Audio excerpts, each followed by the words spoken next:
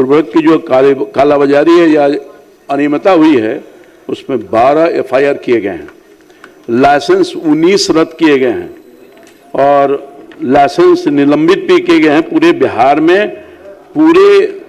बिहार में 104 एफआईआर और लगभग 419 लाइसेंस भी रद्द किए गए हैं। और ये सिर्फ कहने से काम नहीं चलेगा कि काला बाजारी के लिए हम एफआईआर कर रहे हैं। काला बाजारी कैसे रुकेगी, इस पर काम होना चाहिए। हमारे जिला में खाद की कमी नहीं है, विभाग भी मानता है, और कालाबाजारी भी हो रही है, यह भी विभाग जानता है। और दूसरे डीलर डिस्ट्रीब्यूटर को 50 टन और 100 टन दिया जाता है, तो इतना क्यों डिफरेंसेज है, इसकी इनके भूमिका की जांच हो।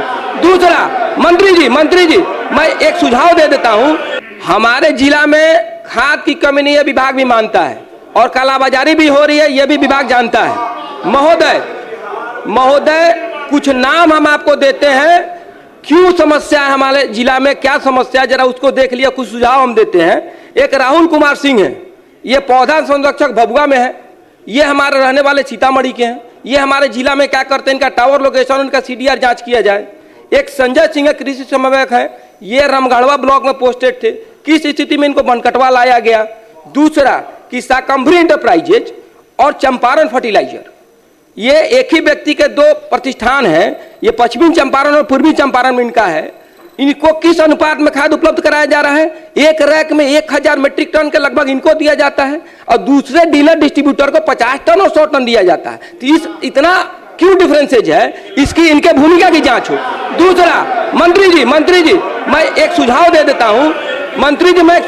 देता हूं, आपको सुझाव दे दीजिए। मंत्री जी एक सुझाव दे देता हूं, इन सारे समस्याओं का समाधान क्या है हम लोगों के नजर में, सुझाव दे दीजिए।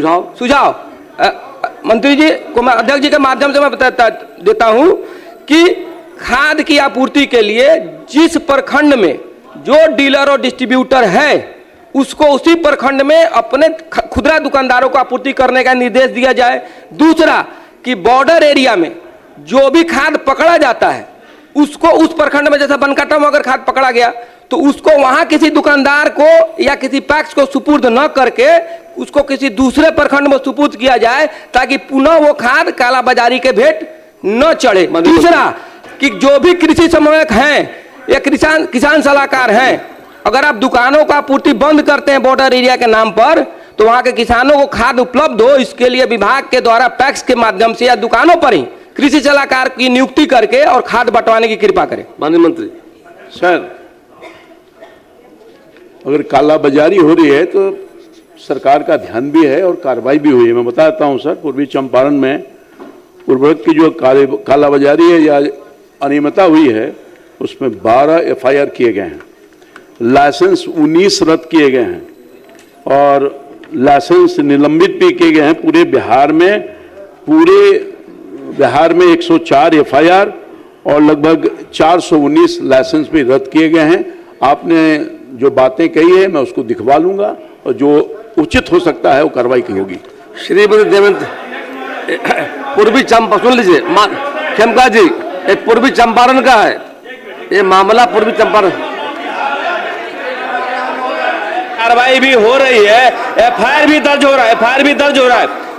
महोदय सच्चाई है कि एफआईआर भी दर्ज हो रहा है, गिरफ्तारी भी हो रही है, लेकिन उससे बड़ी सच्चाई ये है कि ये कालाबाजारी रुक नहीं रहा है। हम लोग का क्षेत्र भी नेपाल के बॉर्डर पर है। महोदय, परेशान है किसान, सारा खाद नेपाल चला जाता है और वो कहता है कि बड़ा होलसेलर है, ये काम करता है। डीलर कहता है कि रेट में ये फर्क है, हम लोग को सही रेट में मिलता ही नहीं है, हम कहां से किसान को सही रेट में देंगे।